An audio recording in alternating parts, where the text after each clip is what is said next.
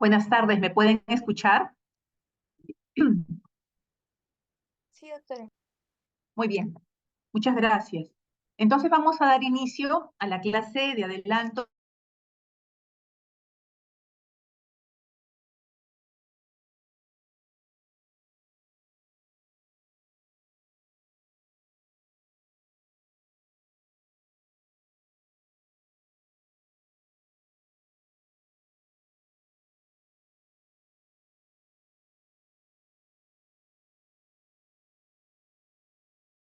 de los suprimidos, a diferencia de los inmunocompetentes.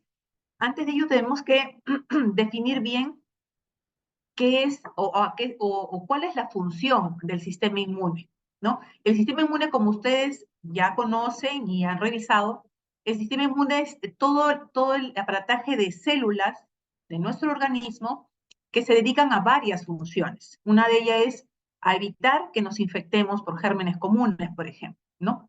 Otras que tienen la capacidad de evitar la generación o la regeneración rápida de células. Esta tiene que ser controlada para poder subsistir adecuadamente.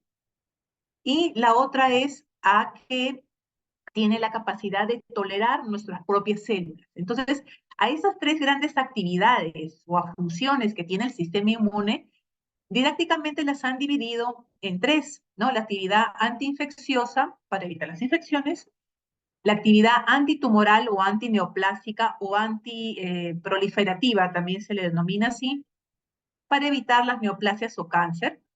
Y la otra es la actividad de tolerancia a lo propio, es decir, evitar o controlar, si es que ya tiene el paciente la enfermedad, enfermedades autoinmunes o alérgicas.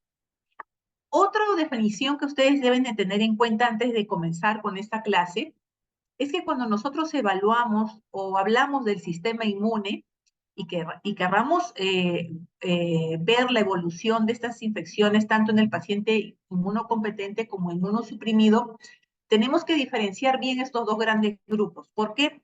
Porque justamente el sistema inmune en ambos está, pero en uno de ellos, en el inmunocomprometido, es deficiente, ya sea uno de los tipos de inmunidad que ahorita vamos a pasar a revisar, y en el otro, el sistema inmune está al 100% funcionando. Entonces, esa es la gran diferencia que nosotros debemos de tener. Perdón, disculpen. Gracias. Debemos de tener en cuenta esta gran diferencia porque es ahí donde nosotros, además de identificar a nuestro paciente si es inmunocomprometido o inmunocompetente, vamos a poder brindarle tanto información como el tratamiento adecuado.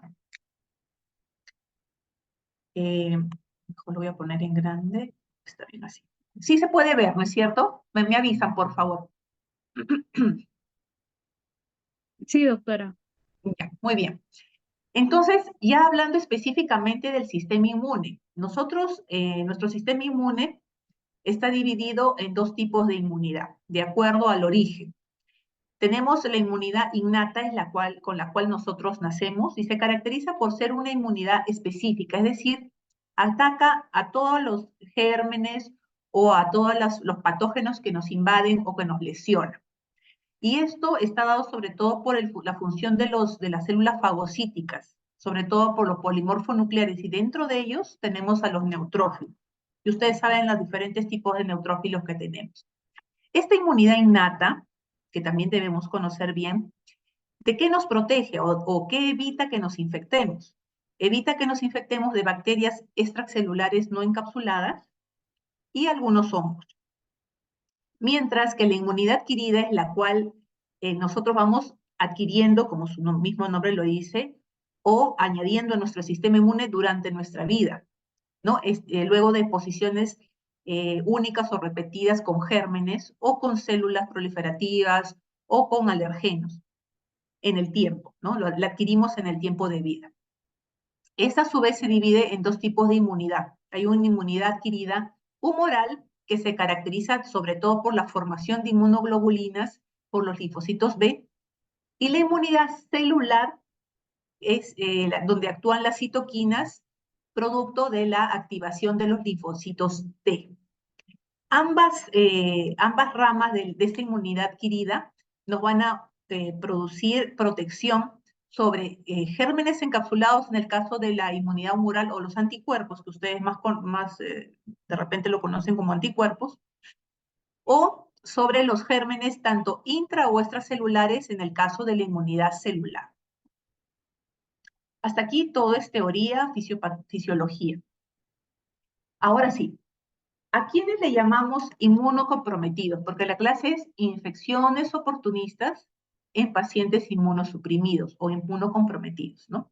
Entonces debemos de tener en claro que es el gran grupo de pacientes que ya sea que nazcan con inmunidad alterada desde nacimiento o que adquiramos en el tiempo de nuestra vida la inmunosupresión o el inmunocompromiso. En este gran grupo de pacientes, ¿a quienes tenemos?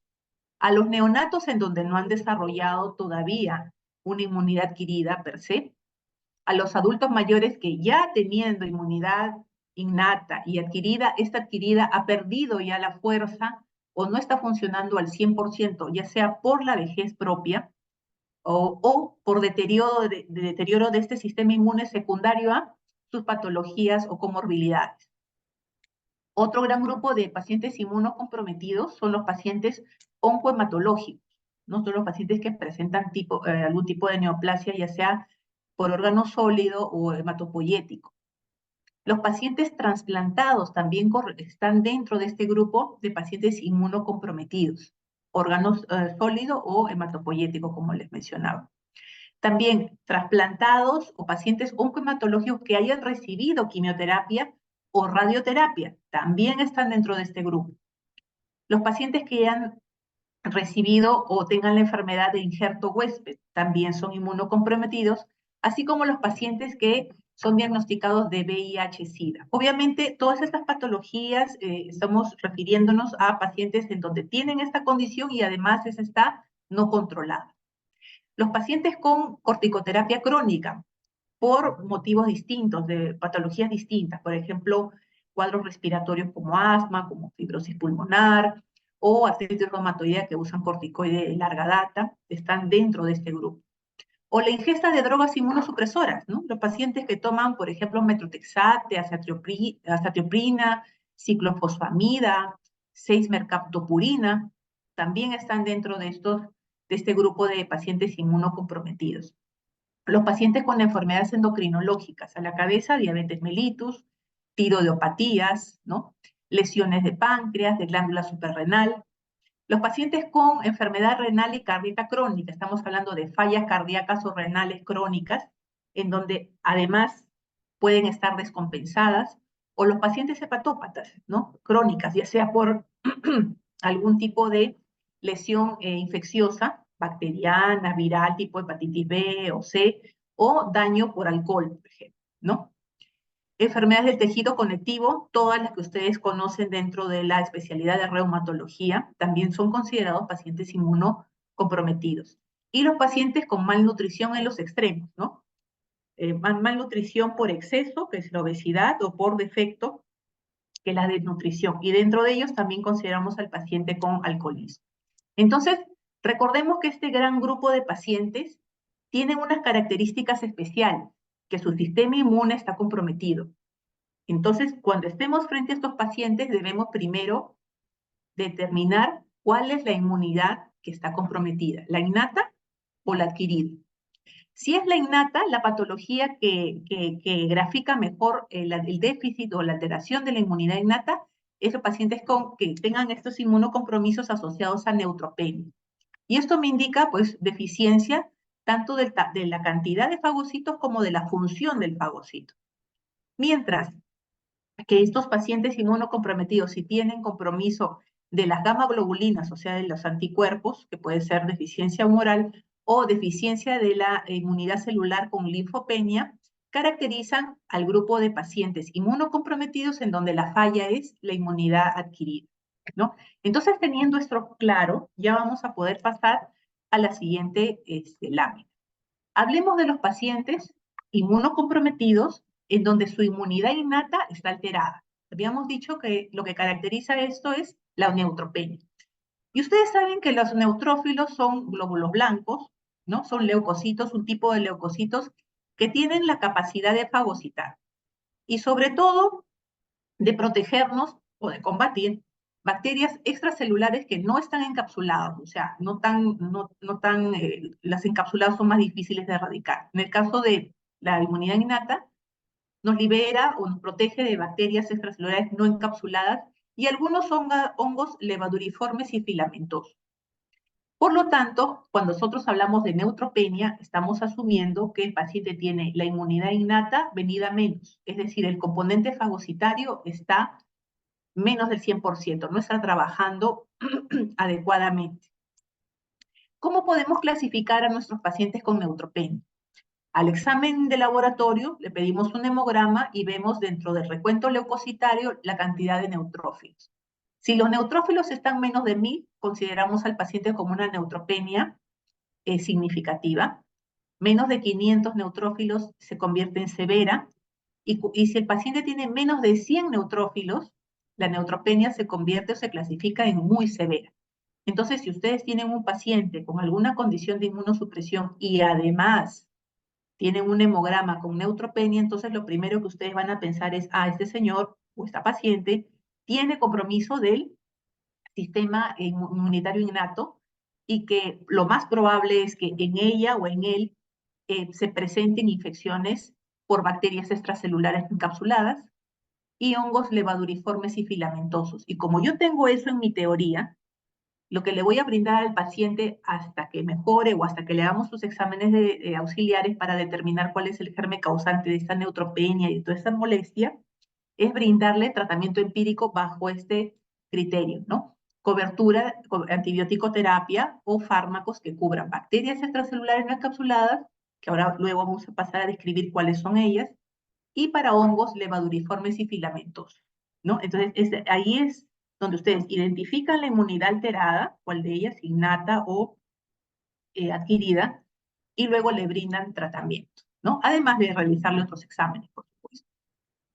Entonces, los pacientes que sobre todo son muy susceptibles a lesiones de este tipo de gérmenes son los pacientes con leucemia aguda, o los que están en quimioterapia o radioterapia, o tienen anemia plástica, o están sometidos a trasplante de órganos, sólido o hematopoyético. Entonces, los pacientes con neutropenia son más susceptibles, habíamos dicho, a la infección por bacterias extracelulares no encapsuladas. ¿Cuáles son estas? Tenemos dentro de este grupo, tres subgrupos más. Bacilos gram negativos anaerobios, es decir, el E. coli, Klebsiella, Enterobacter y las no enterobacterias como la Pseudomonas, el Acinetobacter y el Streptococcus maltophilia. Entonces, tenemos que pensar en coberturar o brindar antibiótico terapia o fármacos que cubran estos gérmenes. También algunos cocos gram positivos aerobios como el Staphylococcus aureus o coagulasa negativo, los Enterococcus fecalis y Faecio. Y también a los anaerobios, como la familia de Clostridium, ¿no? Clostridium perfringens, Septicum difficile.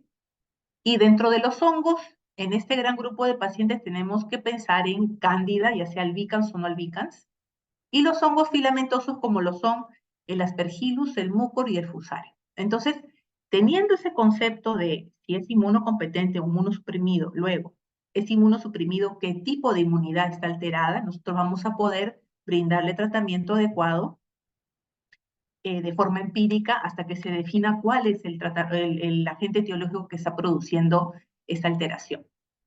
Los focos de infección en un paciente con neutropenia son muchísimos, ¿no? Sobre todo la vía respiratoria, a nivel bacteriemias y gastrointestinal, sobre todo.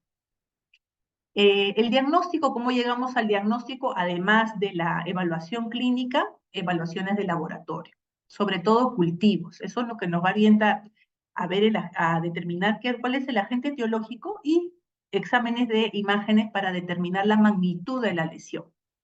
Un examen de imágenes no me da etiología, pero sí me orienta a ver dónde está la lesión, la magnitud de la lesión y en el tiempo cómo va mejorando con mi tratamiento la lesión, si va disminuyendo o va aumentando. Entonces, cuando tengamos ya definido bien qué es lo que tiene el paciente, tiene una neutropenia y ya le he brindado tratamiento y ha determinado el agente etiológico, le puedo brindar tratamiento específico. Pero mientras llegan los resultados del laboratorio, porque muchas veces los cultivos demoran, o teniendo el germen, a veces los cultivos nos lo informan como negativos, nosotros tenemos que brindar al paciente dentro de las primeras 2 horas, por lo menos, tratamiento para la causa de fiebre, con los, ¿no? con los gérmenes o del tratamiento empírico para los gérmenes que ya hemos hablado. Cuanto más tiempo pasa, la mortalidad aumenta porque se va complicando. Eso sí es importante. Ahora, el tratamiento antibiótico y antimicótico puede ser brindado como monoterapia o en combinación con otros antibióticos, ¿no? En monoterapia podemos usar de inicio, de forma empírica, piperacilina tazobactam, cefepime y los carbapenems, ¿no? Y en combinación, la misma relación de fármacos monoterápicos asociados a aminoglicósidos, dependiendo de la función renal, siempre regulando la función renal del paciente. A su vez, si ustedes consideran que hay una colección o hay un absceso o hay otra intervención de otro germen distinto a las bacterias que hemos señalado y a los hongos, ustedes pueden ir añadiendo cobertura farmacológica. Por ejemplo, para anaerobios con metronidazol y vancomicina, que además la vancomicina cubre muy bien estafilococo meticilino resistente o penicilino resistente. Y si el paciente tiene falla renal o hace falla renal por vancomicina, podemos cambiarlo al linezolid, que no es nefrotóxico, es muchísimo menos nefrotóxico que la vancomicina. Y si vemos, por ejemplo, algún tipo de lesión herpética o vesículas o que se haya complicado este paciente con probable infección por la familia del herpes virus, podemos también agregarle aciclovir. Pero el fundamento del tratamiento gira en torno a la cobertura antibiótica por los gérmenes o las bacterias no encapsuladas y los hongos filamentosos o levaduriformes. Para los hongos que tenemos, el anfotericin B a la cabeza porque es un antimicótico, es un polieno de muy amplio espectro. Luego tenemos ya la caspofungina, voriconazol o fluconazol. Estos fármacos antimicóticos generalmente los usamos cuando ya tenemos la aproximación al diagnóstico. De repente hemos identificado un aspergillus, ¿no? Entonces ya el tratamiento es voriconazol. Entonces vamos cambiando dependiendo o vamos ajustando la dosis o cambiando la terapéutica dependiendo cómo salgan los resultados del laboratorio. Muy bien. Eso es con respecto a la alteración de la inmunidad innata. Pero ahora pasamos a la alteración de la inmunidad humoral, ¿no? Les llega un paciente con las características de inmunosupresión que ya hemos definido en el cuadro anterior, pero ustedes sospechan que tiene compromiso de los anticuerpos, ¿no? Puede ser agama o hipoglobulinemia, ya sea congénita o adquirida, porque hay pacientes, aunque un porcentaje muy bajo, pero sí hay pacientes que nacen con déficit de formación o nacen sin inmunoglobulinas. Los pacientes que tienen asplenia, o sea, ausencia de función nula, sobre todo, por ejemplo, los pacientes con lupus o hiposplenia, ¿no? Una función disminuida, o los pacientes esplenectomizados por cualquier causa, ¿no? Puede ser por una neoplasia renal, por ejemplo, que accede a vaso, o una lesión propia del vaso, por ejemplo, en un accidente o un trauma abdominal cerrado, también los cirujanos para evitar el sangrado intraabdominal prefieren retirar el vaso si es que es una emergencia médica, o en los pacientes con mieloma múltiple y en las leucemias, ¿no? En este grupo habíamos dicho que ya nos olvidamos un poco de las bacterias no encapsuladas y cuando hablamos de inmunidad humoral hablamos ya de que a estos pacientes los gérmenes oportunistas son las bacterias encapsuladas. ¿Y cuáles son las bacterias encapsuladas? El neumococo, el meningococo, el Haemophilus influenza y el criptococo en el caso de las micosis, criptococo neoformes, ¿no? La producción de la enfermedad en estos pacientes puede ser igual en cualquier órgano o sistema de la economía del ser humano, en este caso de los pacientes con inmunosupresión, sobre todo las neumonías y el compromiso del sistema nervioso central como meningoencefalitis, ya sea aguda o crónica. Entonces, en este gran grupo de pacientes, además de brindarle tratamiento específico cuando ya están con el cuadro, con la enfermedad. Si es que, por ejemplo, tenemos un paciente que va a requerir esplenectomía, entonces yo digo, ya, este señor, bueno, al momento de retirarle el vaso ya no va a producir anticuerpos, ¿no? Entonces, tengo que protegerlo previamente en este caso, con vacunas contra neumococo, contra influenza B, Haemophilus influenza tipo B, meningococo y el virus de la influenza. Y darle profilaxis con fluconazol, si es que se requiere, ¿no? Esto es en el caso de que nos dé tiempo para nosotros poder hacerle una prevención vacunal. Pero si son casos en donde ya el paciente ya tiene la enfermedad y el compromiso es tumoral y ya viene con la enfermedad y con el compromiso de vía respiratoria o vía del sistema nervioso central, entonces ahí sí tenemos que actuar. Nos olvidamos de las vacunas y tenemos que actuar agregándole o indicándole cobertura antibiótica, ¿no? Ahora, ¿qué grupo poblacional tendría la inmunidad celular alterada, ¿no? Es decir, viene a ser el otro lado. Son los pacientes con linfoma Hodgkin y no Hodgkin, los pacientes con corticoterapia crónica, los trasplantados, los pacientes con VIH-Sida, o que toman drogas inmunosupresoras que ya habíamos dicho, por ejemplo, el metrotexate, la sulfasalacina, la azatioprina.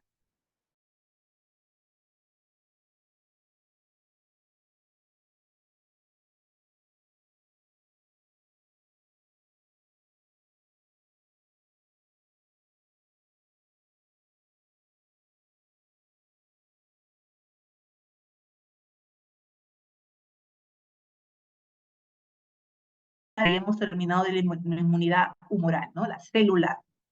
En este grupo tenemos dentro de los microorganismos intracelulares, permítanme leerles, las bacterias tipo Salmonella typhi y la no typhi, las micobacterias tuberculosas y las que no son, la listeria, monocitógenes, los virus de la familia del herpes viridae, está el Epstein-Barr virus, citomegalovirus, virus del herpes simple tipo 2 o 1, virus de varicela zoster y el otro grupo de virus ADN de la hepatitis B.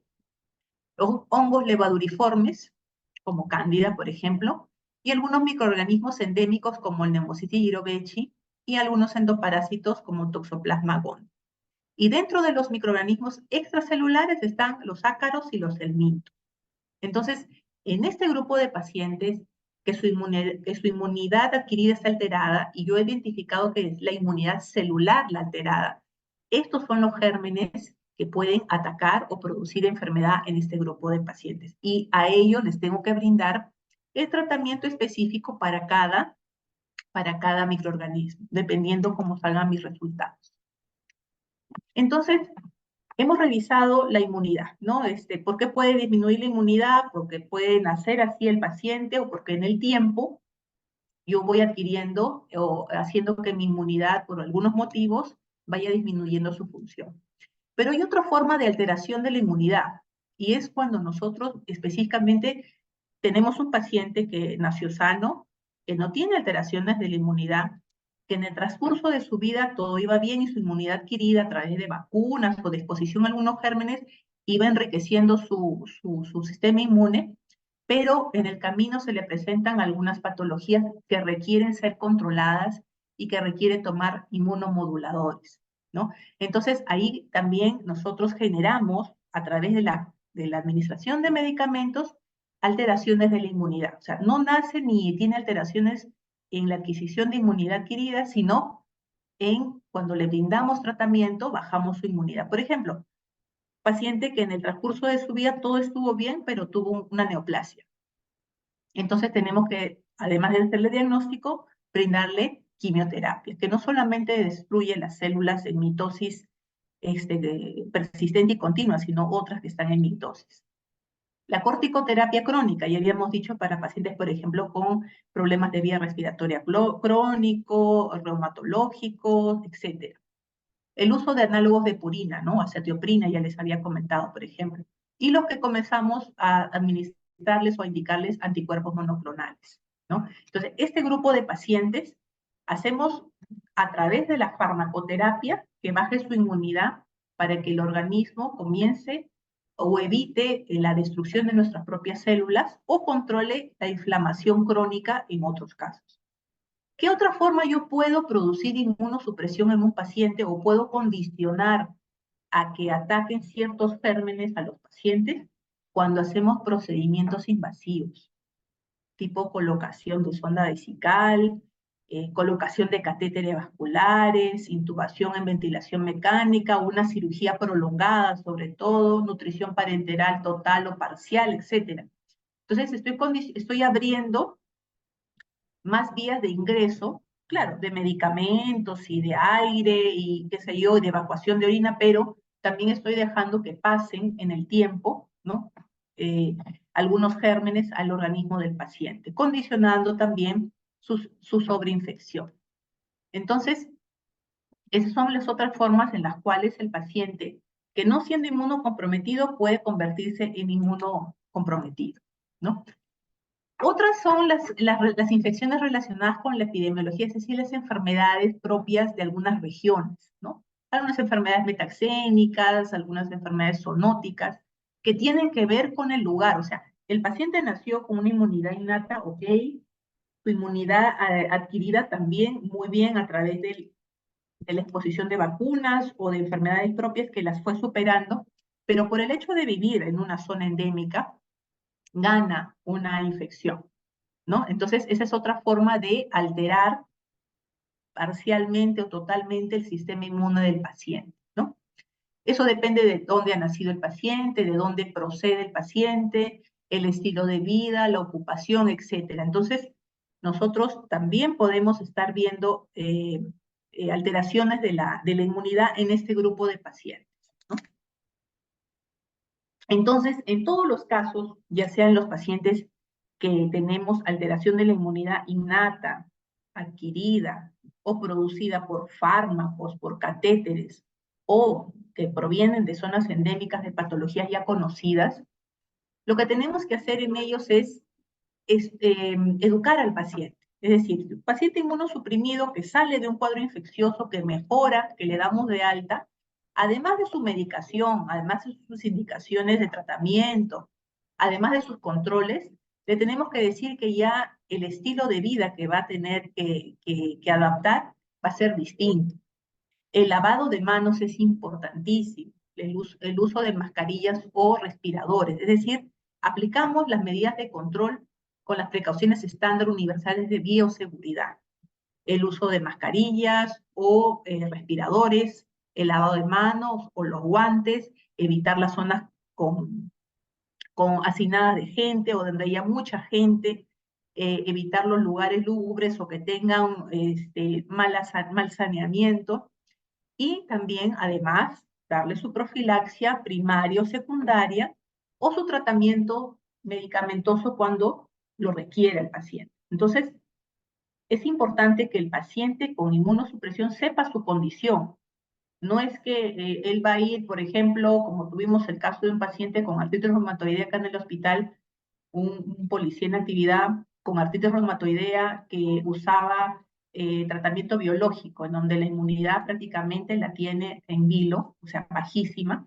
El paciente se fue muy bien a distraerse y se metió en la cueva de las lechuzas y estuvo gran tiempo en esa zona, en donde hay aves y en donde defecan, y sabemos que muchos de estos excrementos contienen hongos, y esos ambientes cerrados donde los turistas suelen ir, pues para un paciente con inmunosupresión no es el lugar adecuado ni siquiera para visitar, no solo para mirar de lejos. Y este señor al final vino con un cuadro de fiebre, malestar general, dolor abdominal, y al final se le diagnosticó una aspergilosis, ¿no? Entonces, ya tiene que cambiar el estilo de vida del paciente. Puede ir de viaje, sí, usar mascarillas, lavarse la mano, no puede estar en sitios cerrados, no puede hacer una limpieza de casa si es que no tiene estos aditamentos de protección de vía respiratoria para evitar, ¿no?, la transmisión de infecciones por vía respiratoria, o a través del contacto, ¿no? Por ejemplo, herpes o tener un familiar con varicela o con herpes zóster y es que se dedica a curarlo, no. Si no hay otra persona, entonces me usa guantes, una mascarilla y unos lentes de protección. Claro, parece aparatoso, ¿no? Pero después vemos el beneficio de realizar estas actividades versus lo que pudiera pasar con el paciente o la secuela que podría dejar estos gérmenes. Que si bien estos gérmenes en un organismo inmunocompetente no pasa nada, es decir, nuestro mismo organismo lo detiene y lo elimina, en el paciente con compromiso del sistema inmune no es así. No, el germen infecta al paciente y está buscando el menor momento de baja para comenzar a dar enfermedad. Y muchas veces la enfermedad del paciente inmunocomprometido versus la misma enfermedad en un paciente inmunocompetente se comportan de forma distinta. Y muchas veces en el inmunosuprimido es más difícil de encontrar porque no es muy florido en algunos síntomas. Entonces, importante la prevención, el uso de las normas de bioseguridad estándar. Muy bien, y bueno, si ustedes tienen ya el germen y lo determinan, el tratamiento que ya hemos señalado anteriormente. Eso sería todo. No sé si tienen alguna pregunta, alguna duda acerca de esta clase.